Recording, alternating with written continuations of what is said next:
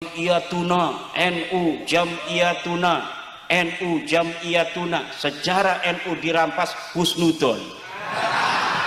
Harus jelas. Kalau kita cinta Nusantara, jaga Nusantara ini, betul? Kalau kita cinta NU, jaga sejarah NU, betul? Semua ini husnuzon. Kita berhusnuzon saja. Kita berhusnuzon saja. Ujungnya tuh soal husnuzon. Katanya udah orang bodoh mah nggak usah nyana-nyana dalil. Berarti yang nanya dalil kayak saya, bapak-bapak PWI itu bukan orang bodoh. Orang-orang goblok nggak usah nanya dalilnya. Mari kita ikut saja. Yang orang bodoh itu yang nggak boleh nanya dalilnya, ikut aja. Ini nggak tahu bahasa ketum. Kata ketum, udah orang bodoh nggak usah nanya-nanya berarti yang nanya dalil orang pinter.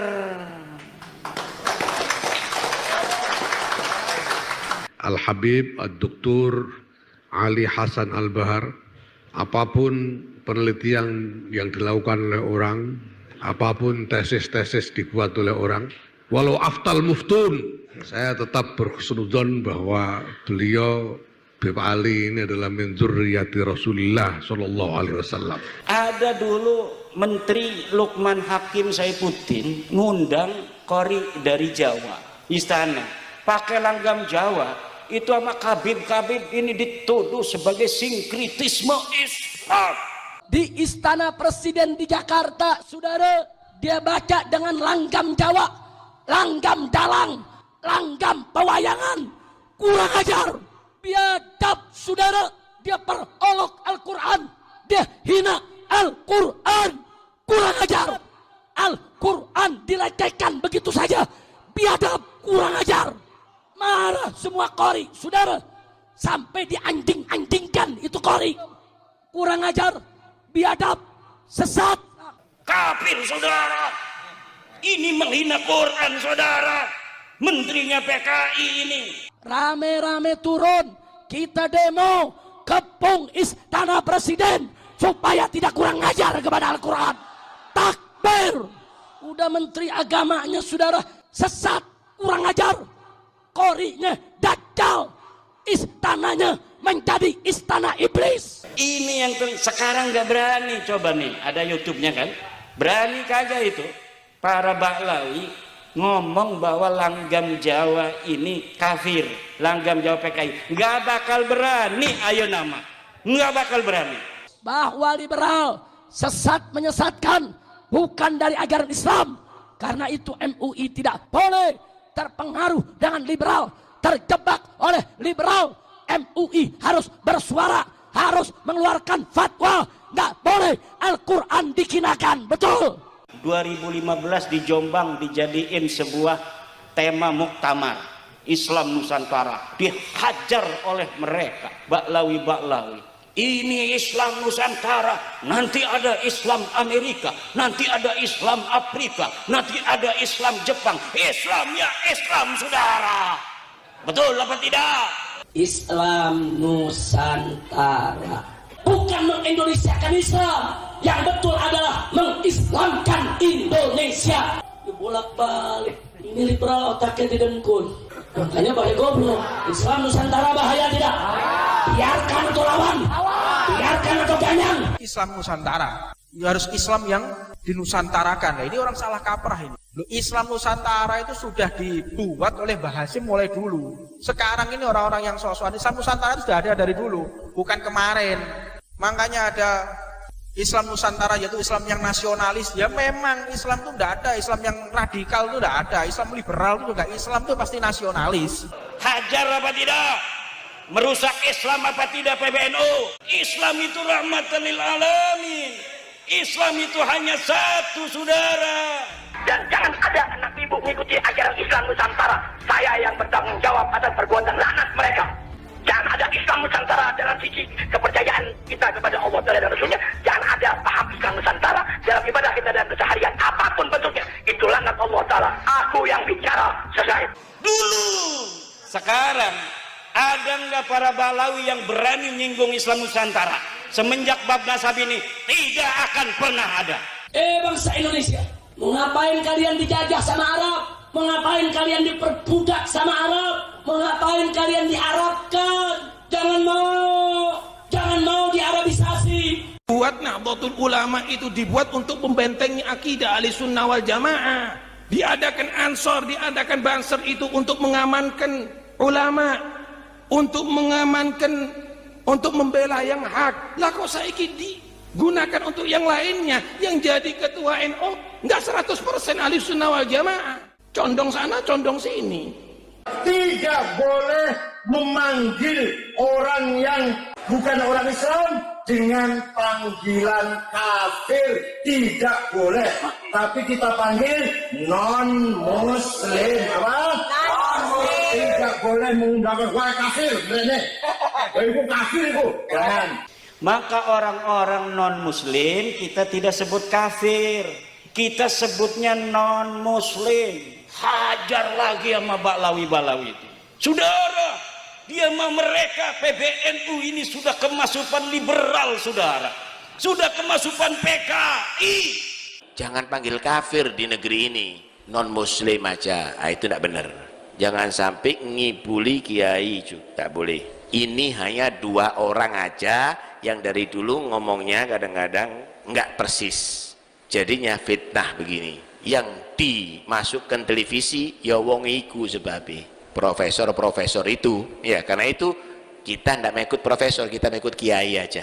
Alhamdulillah Musyawarah Nasional Alim Ulama di Banjar dengan keputusan menggunakan kata non-muslim terhadap orang yang bukan agama Islam mendapatkan sambutan internasional sangat baik sekali, mendapatkan komentar dari berbagai pihak. Tapi istilah kafir dalam Al-Quran tidak boleh diganti non-muslim. Istilah kafir dalam agama nggak apa-apa.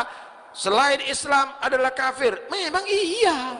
Setelah saya teliti, bukan keputusannya NU dan bukan ini keputusannya ulama, hanya 2 profesor itu aja yang pernah menyatakan sholat Jumat nggak sah di jalan. Coba Al-Quran mengatakan ya ayyuhal kafirun, mereka mau rubah ya ayyuhal non muslim. Nah, dulu begitu, dulu sekali. Sekarang nggak bakal berani ya Abdul Khalid. Sudah ndak usah ngomong banyak-banyak daripada kualat. Bahwa para habaib ini memang memiliki silsilah yang sambung kepada Rasulullah SAW. Mari kita ikut saja, nggak usah nyari catatan. Lah kita sudah tahu alsinah lisan-lisan mereka pada kiai-kiai kita itu begitu. Wa ma tukhfi suduruhum akbar. Apa yang ada di dada mereka lebih besar lagi dari apa yang telah mereka katakan melalui kata-kata. Apa yang disembunyikan di dada mereka akbar kepada Nahdlatul Ulama. Walakin katsirum minan nasi la ya'lamun. Tapi banyak yang tidak tahu atau pura-pura tidak tahu. Itu cara bekerja ilmu DNA.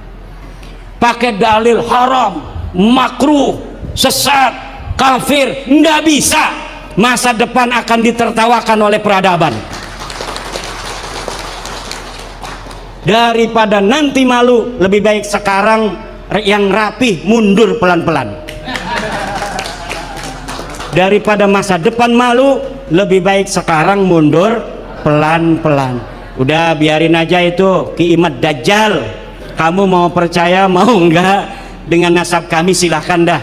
Udah begitu aja udah. Kebanyakan ada penelitian dari ilmuwan di Timur Tengah yang ada di kitab-kitab Balawi itu bukan karamah tetapi khurafat. Kejadiannya ndak ada, tapi ditulis-tulis Mi'raj 70 kali. Ditulis-tulis bahwa dia baca salam kepada Rasulullah, tidak berhenti baca salamnya kecuali dijawab oleh Rasulullah Muhammad sallallahu alaihi wasallam. Pas saya teliti, namanya Ali Qoli Qosam. Jangankan dia berkeramat, orangnya saja teu aya. Ora ono, namanya saja tidak ada. Dari mana sih ngomong orangnya tidak ada? Kalau Ki Alawi tadi itu kereng karena babnya rijalul hadis. Kereng, tahu kereng? Ketat dia itu, keras ketat. Jadi Ahmad bin Isanya aja dianggap tidak ada. Kenapa Ahmad bin Isa dianggap tidak ada? Karena Ahmad bin Isa ditulis oleh Ba'lawi sekarang katanya seorang muhaddis, seorang perawi hadis. Kalau ditulis perawi hadis, harusnya namanya sudah ada di kitab Rijalul Hadis. Kiai Alawi sudah meneliti seluruh kitab Rijalul Hadis, tidak ada namanya Ahmad bin Isa. Maka dia katakan Ahmad bin Isa jangankan meriwayatkan hadis, orangnya saja tidak ada. Kenapa? Beliau standarnya ilmu hadis, kalau saya standarnya ilmu nasab. Dalam ilmu nasab, karena ilmu nasab adalah bagian dari sejarah, maka kitab yang paling dekat masanya dengan Ahmad bin Isa itu menyatakan apa? Apakah dia ada ataukah tidak ada? Walau bukan kitab sezaman, tapi yang paling dekat ditemukan yaitu kitab Tahdhibul Ansab 435 Hijriah. Dia wafat 345, tapi kemudian 100 tahun kemudian ada yang mencatat namanya.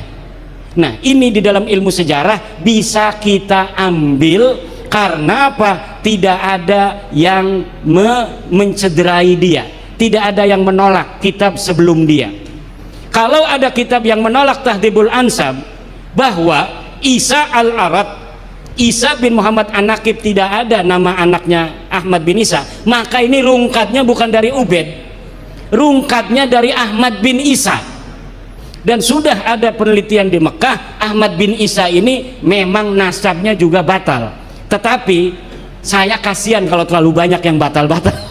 Udah nggak apa-apa dah, karena ada, walaupun jaraknya 100 tahun dari masa wafatnya Ahmad bin Isa, kita temukan kitabnya namanya Tahdhibul Ansab. Tahdhibul Ansab menyatakan Isa punya anak namanya Ahmad, maka kita pegang bahwa memang Isa punya anak Ahmad, walaupun tidak ada sebelumnya kitab yang sejaman yang menyatakan itu. Kenapa? Kasihan. Karena kalau ini pun kita tolak, jaraknya lebih panjang lagi keterputusan nasab Ba'lawi ini. Kita hitung dari 345 ini kita hilangkan sampai ke ayahnya Muhammad An-Naqib dihitungnya. Kapan Muhammad An-Naqib itu wafat, di situ kita hitung keterputusan. Begitulah ilmu sejarah dan ilmu nasab bekerja untuk mengisbat nasab. Tidak ada kitab nasab yang menyatakan Ahmad bin Isa punya anak Ubed. Karena kita sudah mengakui secara lemah pun bahwa Ahmad bin Isa ini ada, maka kita kemudian mencari dia punya anak berapa. Dia punya anak 3, Muhammad, Ali, Husain. Kitab ini 550 tahun mengatakan yang sama, anaknya 3, Muhammad, Ali, Husain. Baru di tahun 895 Hijriah, Ali bin Abu Bakar As-Sakran Ba'alawi mengarang kitab namanya Al-Burqatul Musyiqah. Di sini dia bilang anaknya Ubed ini bagian daripada anaknya Ahmad bin Isa. Begitu ceritanya.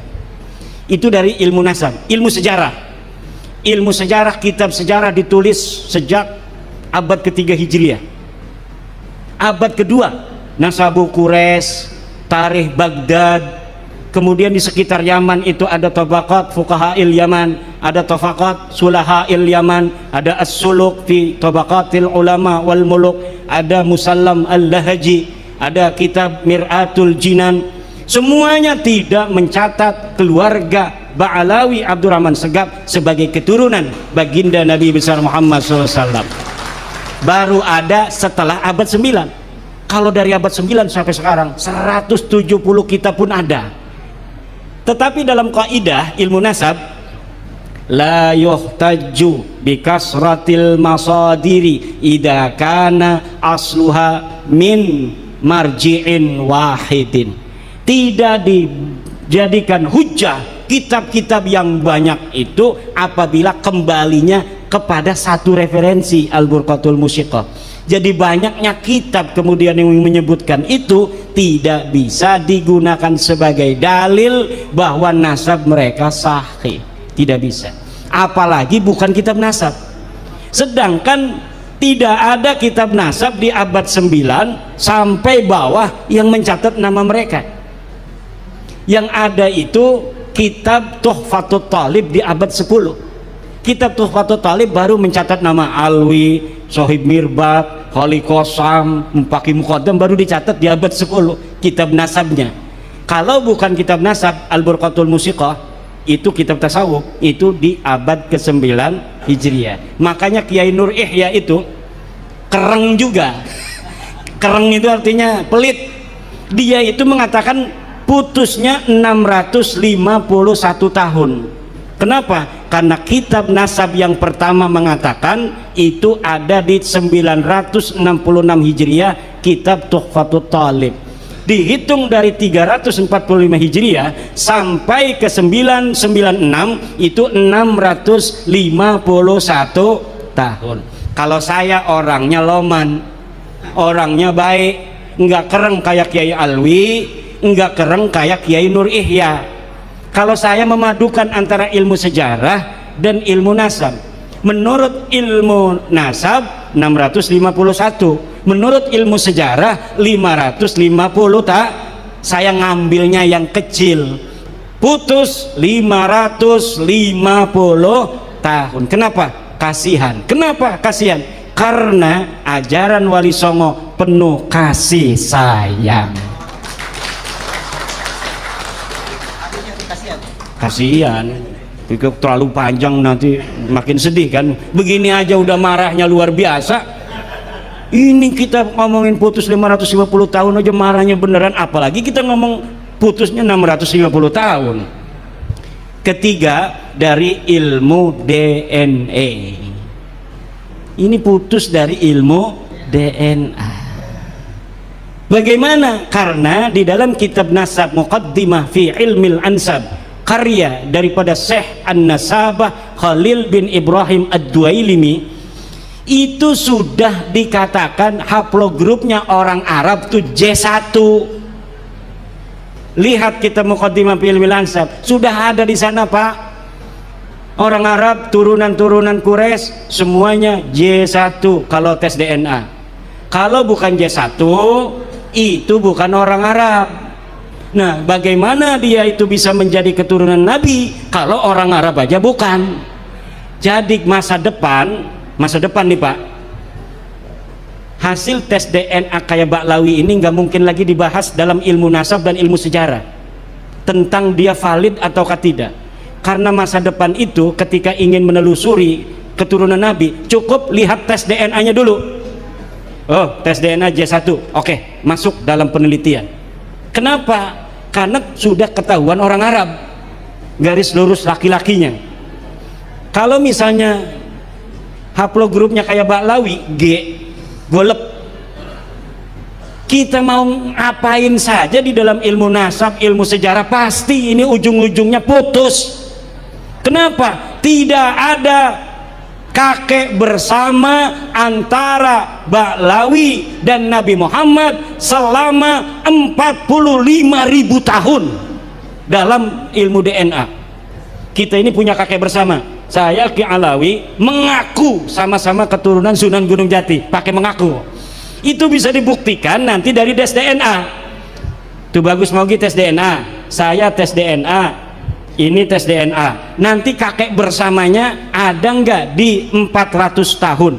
Kalau kakek bersamanya ada di 400 tahun, sah mengaku keturunan Sultan Hasanuddin. Kenapa? Karena Sultan Hasanuddin dan kita hari ini itu jaraknya 400 tahun atau 500 ya, 500 tahun. Kalau misalnya pas tes DNA Abdi ya jeung Ki Alawi, pas di tes DNA kakek bersamanya 50.000 tahun, nggak mungkin ini keturunan daripada kami ini. Salah satunya pasti ada yang salah dari keturunan Sultan Hasanuddin. Kenapa? Sultan Hasanuddin ada kakek bersama yaitu 500 tahun. Itu cara bekerja ilmu DNA. Pakai dalil haram, makruh, sesat, kafir, nggak bisa. Masa depan akan ditertawakan oleh peradaban. Daripada nanti malu, lebih baik sekarang yang rapi mundur pelan-pelan. Daripada masa depan malu, lebih baik sekarang mundur pelan-pelan. Udah biarin aja itu Ki Imad Dajjal Kamu mau percaya mau enggak dengan nasab kami, silahkan dah. Udah begitu aja udah. Karena kalau enggak begitu, semakin dia itu, saya mau kemana nggak boleh, saya mau kemana, saya makin terkenal, makin banyak yang pengen. Ini udah undangan ceramah ke Kalimantan kemarin dari Malaysia, numpuk sekarang, bikin sibuk saya juga ini. Ini yang ngangkat saya Baklawi. Semakin dia tidak percaya, semakin orang banyak percaya.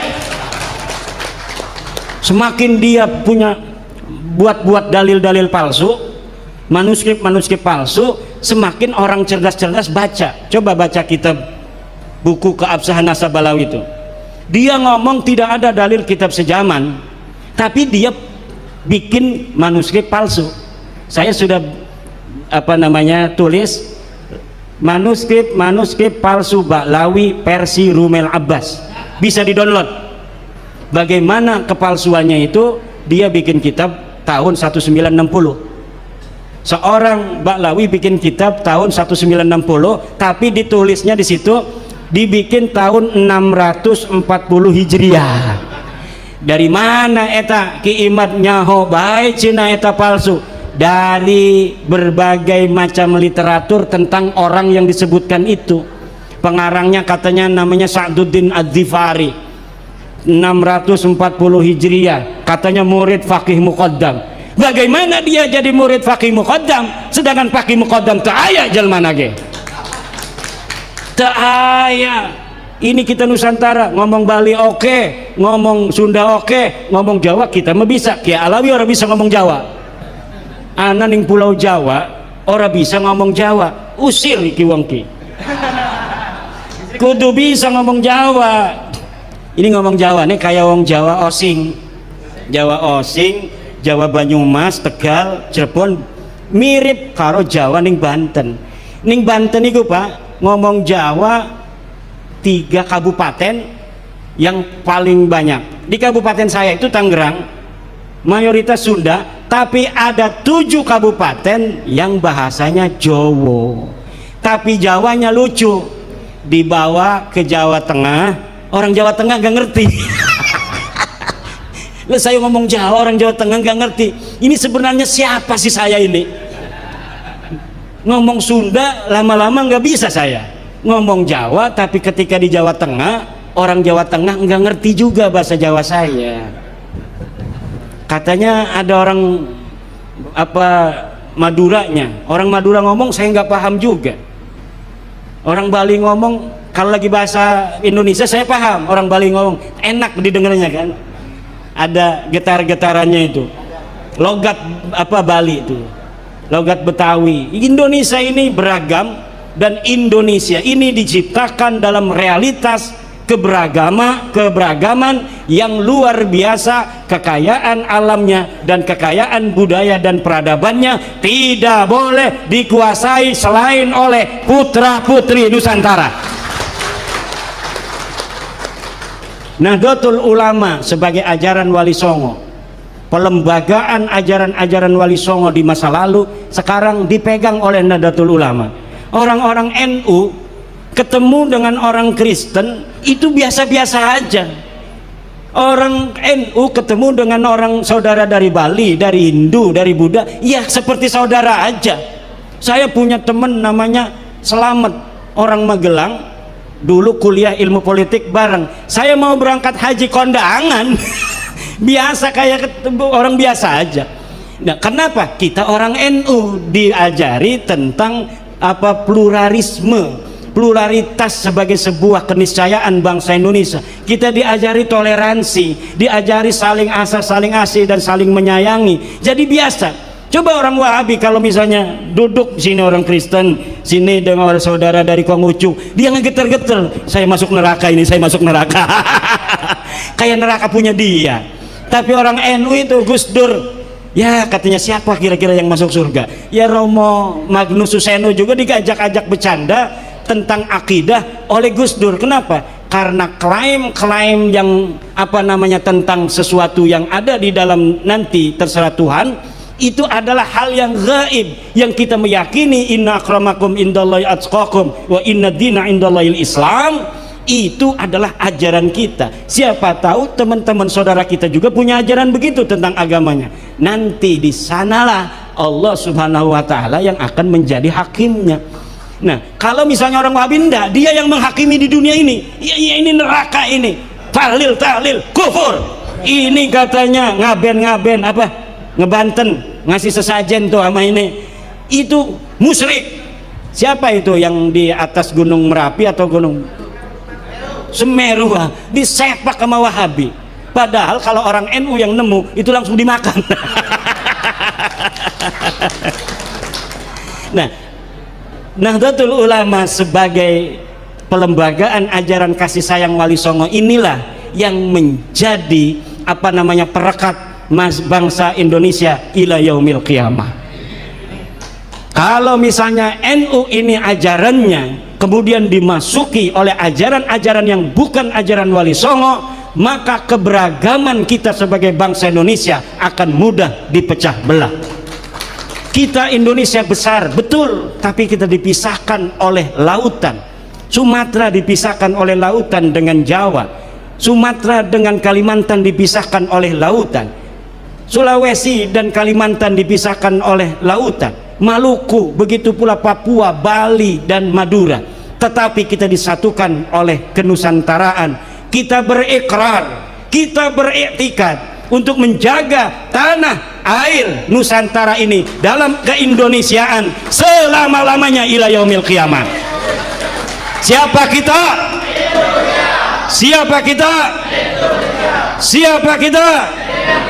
NKRI, Pancasila, Nusantara milik kita.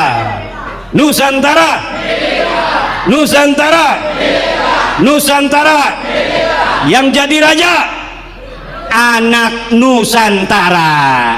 Tidak boleh ada orang-orang yang bukan putra putri Nusantara menjadi raja di Nusantara ini. Setuju? Ya, caranya apa? Demokrasi ini adalah jalan yang dipilih oleh para the founding father bangsa Indonesia. Agar apa? Agar orang-orang yang bukan Indonesia, yang bukan Nusantara tidak bisa jadi raja di Indonesia. Sejelek-jeleknya anak Indonesia ini, misalnya gini nih, ada turunan Nusantara tuh boga duit, ini ada tuh orang asing dari bukan Nusantara nyalon bareng, ini banyak duitnya. Kira-kira Bapak milih yang mana? Kalau milih ini nggak dikasih duit, milih ini dikasih duit, milih mana? Harus digelorakan mulai saat ini. Apabila terjadi hal-hal demikian, maka yang harus kita pilih, wajib hukumnya difatwakan oleh LBM, kita harus memilih, wajib memilih bangsa Indo. Kalau tidak, Pak, demokrasi ini juga membuka celah. Orang-orang bisa menjadikan raja di negeri kita bukan dari putra putri kita. Ini orang Bali harus hati-hati, jangan sampai yang jadi gubernur bukan orang Bali. Orang Jatim hati-hati, awas yang jadi gubernur bukan orang Jatim. Ini demokrasi harus menghargai daripada tanah di mana manusia-manusia itu ada. Yang harus jadi raja di Jatim ya orang Jatim, yang harus jadi raja di Bali ya orang Bali, yang harus jadi raja di NTT ya orang NTT.